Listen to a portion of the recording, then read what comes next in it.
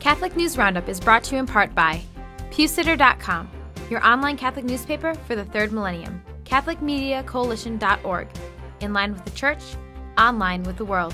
And TheAmericanCatholic.com, politics and culture from a Catholic perspective.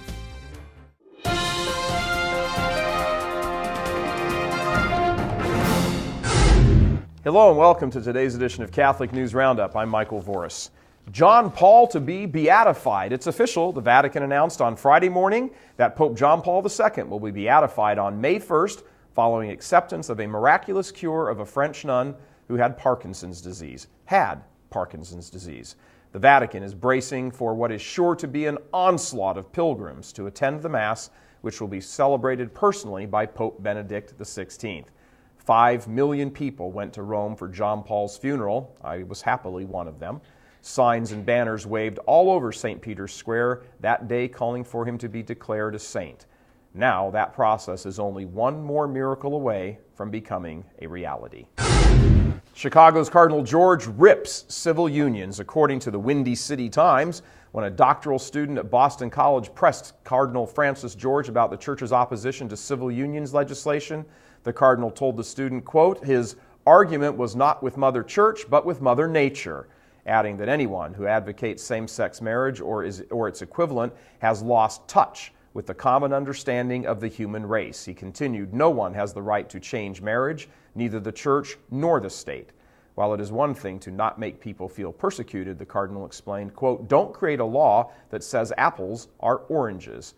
For a lawmaker to do so, he added, betrays his vocation to pass good law, especially problematic for a Catholic lawmaker. Hats off to Cardinal George.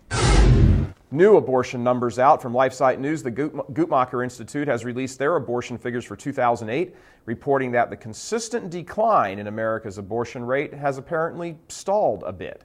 The total number of abortions and the abortion rate both increased very slightly from Guttmacher's last survey, which reported data from 2005. Not too surprisingly, studies have found that the strength of the economy has had an impact on abortion rates, with more abortions being performed in harsh economic times. Most of the mainstream media's coverage focuses narrowly on why the abortion decline stalled in 2008, but the good news is that the longer-term view shows the number of abortions has declined by 20 to 25% since the early 1990s. Pro-lifers should take pride in this decline. Key reasons for it include more pro-life laws being passed at the state level, the declining number of abortion providers, and evidence of less sexual activity among teens. The pro-life position has made consistent gains in the court of public opinion, especially among young people, even though pro-life success stories typically receive scant coverage. More Catholic school closings. The Star Tribune is reporting that at least 10 Catholic schools in the Archdiocese of St. Paul and Minneapolis are under, quote, urgent review by church officials as part of the Archdiocese's sweeping reorganization plan. Archdiocesan officials were quick to say when making the announcement about the schools that not all of them are expected to close, but some may.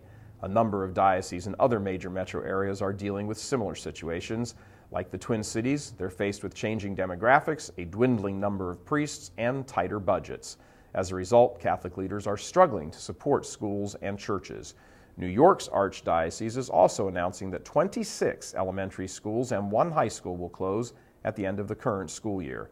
According to the New York Times, the schools were chosen because of declining enrollment and money. Stay with us. We'll be back in just a few seconds. Catholic News Roundup is brought to you in part by NewOxfordReview.org, the voice of Catholic Orthodoxy, in print and on the web, and RenewAmerica.com, expanding the influence of America's grassroots in the cause of freedom. CatholicUnderground.com, the podcast about our Catholic faith and new media. A first for Seton Hall University, NorthJersey.com is reporting that the university in South Orange has appointed A. Gabriel Esteban as its new president. Esteban is the first president of the university who is not a priest. He has been Seton Hall's interim president since Monsignor Robert Sheeran stepped down from the presidency in July. To allow his appointment, the Board of Trustees made an exception to a bylaw of the Catholic University that required the president to be a priest. Esteban previously served as the university's provost. In that role, he was responsible for developing the university's strategic plan, as well as overseeing its 8 colleges and schools. Seaton Hall has 95 undergraduate and graduate students, and Esteban is its 20th president. And lastly, the Pope on Purgatory from the Catholic News Agency. Pope Benedict continued his recent theme of reflecting on women saints during his weekly audience, highlighting St. Catherine of Genoa and her insights on purgatory. The Pope said that St. Catherine, a 15th century Italian mystic, didn't focus on the torments of purgatory, but rather called it an interior fire that purifies and inflames our hearts with God's love. St. Catherine writes that the heart of man is linked to God as with a golden thread, inviting the earthly life of the soul to concentrate all of its efforts toward responding perfectly to God's love for man.